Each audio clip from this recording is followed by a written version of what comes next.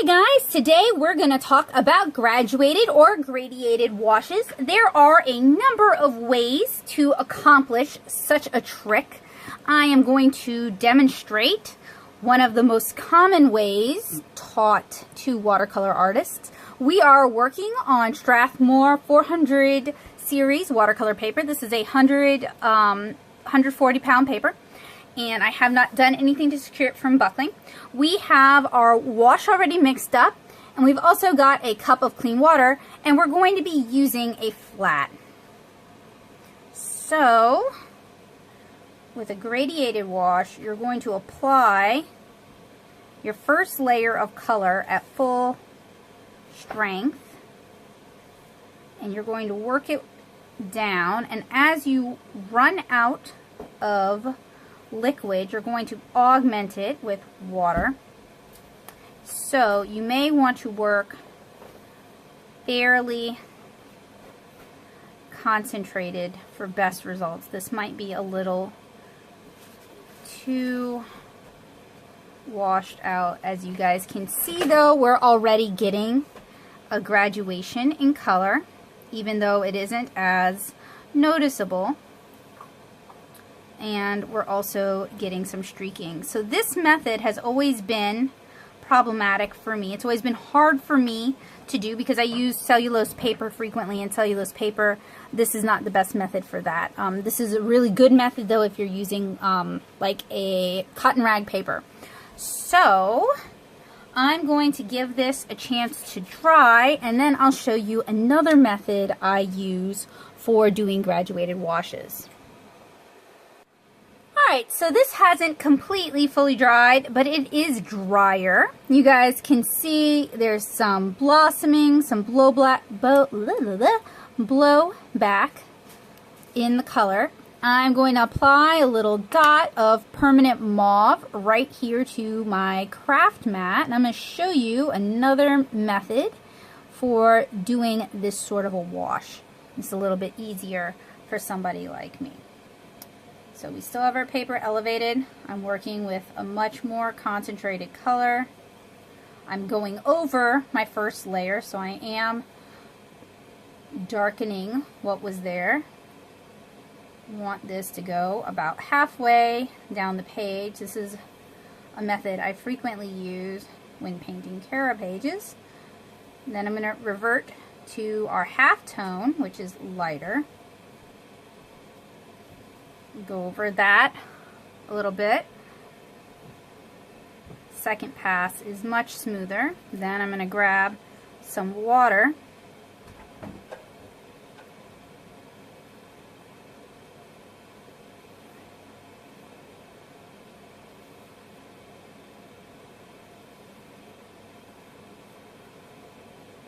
and using a thirsty brush, going to pick up any excess, brush it out if necessary. So we've got a better graduation pattern. Maybe I want the dark to be a little bit, the top to be a little bit darker, so I'm going to grab some more of the tube paint. And it would be helpful if I had used a clip to clip this, because the buckling that you guys are noticing, and 140 pound paper isn't supposed to buckle, but I do find that it does. It's going to cause pooling, and that's going to affect color distribution. So while it's still wet, while the whole thing is still wet, I'm adding some more purple to the top to get a little bit more of an intense graduation. I'm going to grab a little bit more of the tube purple. Actually, I'm going to clean up some of that beading on the side. That's here where the water has sort of pooled. Alright. And maybe it would be wiser to give this a chance to dry. You can get better saturation, better layering if you let it dry, but it takes longer and you run more of a risk of streaking if you give your paints a chance to dry. However, this is saturated, so it's not going to absorb. Any more water, any more color isn't really going to make a positive impact on our graduated wash. So I am just going to let that sit. However, I see an area where the transition is a little too striking, so I'm going to clean out my smaller brush, make it thirsty, and try to blend that while it's wet without... See, if you add too much water to it, it's going to cause it to blossom. Let's try adding some paint. And sometimes doing what I'm doing here, messing around, futzing around with things, it just makes it worse. Let's see if we can fix it like this. Just go over the whole area and sort of reblend it. And maybe not. I may have put something down on the page, like my hands have oil on them, your hands have oil on them, everyone's hands have oil on them. And again, these cellulose papers are not exactly the most ideal for these sort of techniques. But that's what I used for Kara, so that's what I wanted to demonstrate on. So I'm going to give this a chance to evaporate or dry and then go in with a darker layer at the top.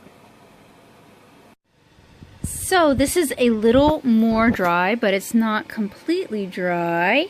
There is no longer a surface sheen to the paper and it isn't quite as buckled. However, it is very much cool and damp to the touch. If you were working with a cotton rag paper, this would be a fine time to do another layer if you wanted to. With cellulose papers though, that can be hit or miss, and it can sometimes lead to disastrous results. I'm already moderately pleased with this gradient. It's not quite as striking as I would like, in that my lightest lights, it's more like half and half, if that makes sense. It doesn't really have like a full gamut as I would like. And you guys can see a little bit of blooming here. That is from excess water that was added there, pushing the pigment back. And that's often one of the traits that people think of when they think of watercolor, and it can be really beautiful when harnessed appropriately, but can be really frustrating if it's not an effect you're looking for on a particular piece. So I'm going to go ahead and take the plunge and try to do my third and final layer for this graduated and gradiated wash. And it's already on my brush. And I'm just going to brush this much darker color in here at the top. There's a few ways we can handle dispersing this down the page. We can switch over to this mid-tone we have mixed here. And then once we've sort of run our course with that, we can switch over to just plain water. Or we could go with our fully saturated color at the top, like we did, and then just add plain water from there and skip the mid-tone entirely. It's really all about finding the solution that works for you.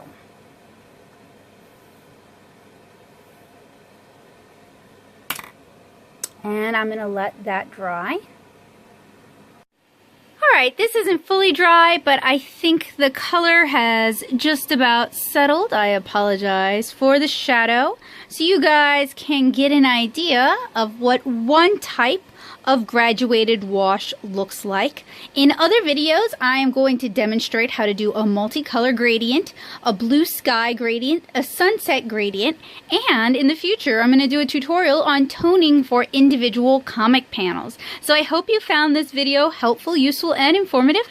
And if you did, make sure to leave me a little thumbs up and check out my blog for loads more watercolor tutorials, tips, and tricks in my Watercolor Basics series. So I'll see you guys again really soon. Bye guys!